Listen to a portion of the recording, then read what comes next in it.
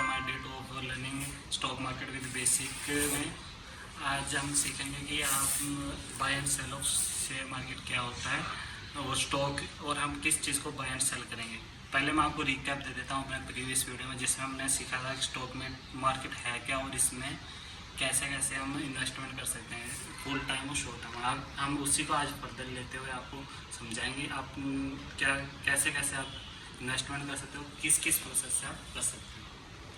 अभी आपको बताता हूँ buy and sell of any product और शेयर।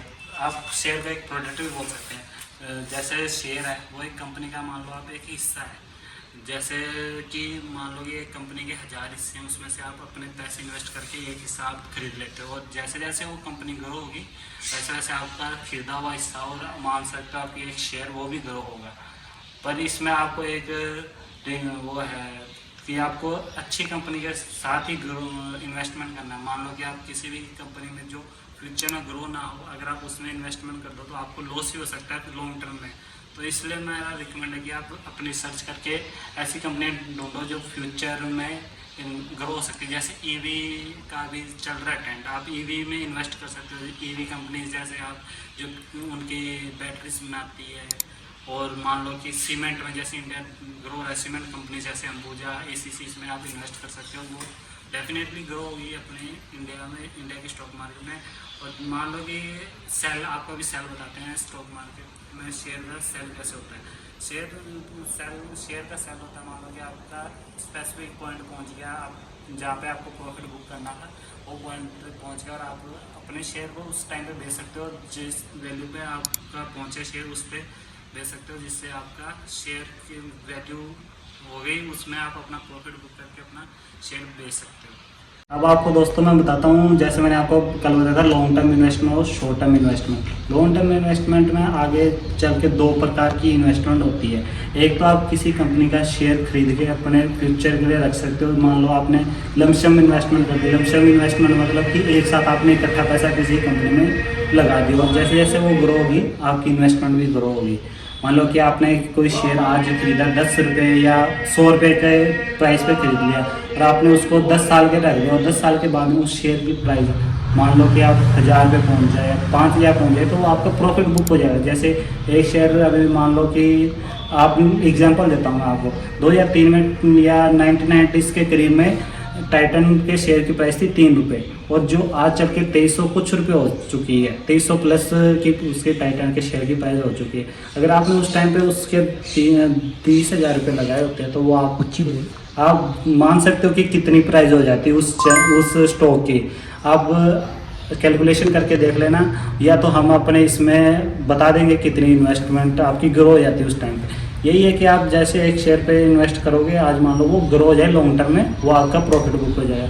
और दूसरा तरीका है, इसमें आप मंथली इन्वेस्ट करके, जिसे कहते हैं हम systematic investment program. Systematic investment program में 2 तरीके होते हैं। एक होता है म्यूचुअल फंड के थ्रू आप इन्वेस्ट कर सकते हो, या आप सीधा डायरेक्टली एक स्टॉक में भी SIP कर सकते हो। तीसरा है ETF को कहते हैं exchange traded fund. Exchange traded fund और म्यूचुअल फंड में हम डिफरेंस आपको आगे के वीडियो में बताएंगे, पर आपको बता देते हैं कि जैसे इन दोनों में आप मंथली इन्वेस्ट कर से मान के चलो आप इन्वेस्ट कर सकते हो 5000, 500 या 100 रुपये से भी आप इन्वेस्टमेंट स्टार्ट कर सकते हैं आज के दिन में इंडिया में, जो कि बहुत ही आसान हो चुका है अपने डिजिटल मार्केटिंग। इन्वेस्टमेंट में पहला स्टेप रखने के लिए आपको अपना डीमैट अकाउंट बनाना पड़ेगा। जैसे कि मान लो आप अपना डीमैट अकाउंट बना सकते हो किसी भी ऐप के थ्रू। मेरा रिकमेंड होगा कि आप ग्रो ऐप, एंजल वन और किसी भी एनी ऐप से जो आपको अच्छा लगे, पर मेरा रिकमेंड है आप ग्रो ऐप से डाउनलोड करें, जो हमने आपको डिस्क्रिप्शन में लिंक दिया। लिंक से आप जाके ऐप को डाउनलोड कीजिए, साइनअप कीजिए। इसके लिए आपको मेनली दो उसके डॉक्यूमेंट की नीड पड़ेगी। फर्स्ट है पैन कार्ड, दूसरा आपका आधार कार्ड और तीसरा आपको अपने बैंक की डिटेल्स भी ऐड करनी पड़ेगी। और इसमें KYC कंप्लीट करने के बाद आपको आपका डीमैट अकाउंट रेडी है। ये 24 आवर्स के बाद में आपके डीमैट अकाउंट एक्टिवेट हो जाएगा। इसमें आप अपने वॉलेट में मनी ऐड करके किसी भी स्टॉक को खरीद सकते हैं या लॉन्ग टर्म के लिए रख सकते हैं। और इसमें कई प्रकार के ऑप्शन होते हैं ग्रो ऐप में। जैसे आप इंडेक्स फंड में इन्वेस्ट कर सकते हैं, निफ्टी में इन्वेस्ट कर सकते हैं, ETF में इन्वेस्ट कर सकते हैं और आप किसी भी शेयर में इन्वेस्ट कर सकते हैं। और फ्यूचर एंड ऑप्शन जिसको आप ट्रेडिंग बोलते हैं उसमें भी आप इन्वेस्ट कर सकते हैं। और मेरा रिकमेंड होगा कि आप एज अ बिगनर किसी भी शेयर को एटलीस्ट खरीद के 6 महीने के रखें। आप फ्यूचर एंड ऑप्शन इनमें अभी ना जाए, क्योंकि आपको उसके बारे में नॉलेज नहीं है, आप कहीं ना कहीं अपना लॉस ना करा बैठे। इसलिए मेरा रिकमेंड होगा कि आप अच्छे से किसी भी स्टॉक को एनालाइज करके उसमें इन्वेस्टमेंट करें। और आपको अभी मैं शॉर्ट टर्म इन्वेस्टमेंट के बारे में बता देता हूँ। शॉर्ट टर्म इन्वेस्टमेंट में भी 2 प्रकार की इन्वेस्टमेंट है, जैसे कि आप फ्यूचर एंड ऑप्शन, जिसको आप ट्रेडिंग बोल सकते हो। फ्यूचर मतलब कि आप किसी कंपनी के फ्यूचर प्रिडिक्शन पे इन्वेस्ट करके, जैसे उसका कैंडल ग्राफ चलेगा, वो बात की बातों को आपको पता लग जाएगा हमारे आगे आगे वीडियो में चल के। जैसे फ्यूचर एंड ऑप्शन में आप 9:15 पे मान लो जब मार्केट खुलता है, आप किसी ट्रेड को बुक करके आपको 3:15 तक उससे सेल करना ही पड़ेगा, चाहे आपका प्रॉफिट हो चाहे लॉस हो। वरना आपका वो जो ब्रोकर है, वो ऐप है, वो आपको ऑटोमेटिकली सेल कर देगा, जो भी आपकी चाहे उस टाइम पे प्रॉफिट हो रहा हो चाहे लॉस हो रहा हो। इसलिए इसमें आपको रिस्क है, इसलिए मैं रिकमेंड आप लॉन्ग टर्म में इन्वेस्ट करें। और दूसरा तरीका, आप शेयर को शॉर्ट टर्म के लिए खरीद के, मान लो 1 महीने 2 महीने में खरीद के, अगर प्रॉफिट हो जाए तो आप प्रॉफिट बुक करके आप उसको सेल कर दो।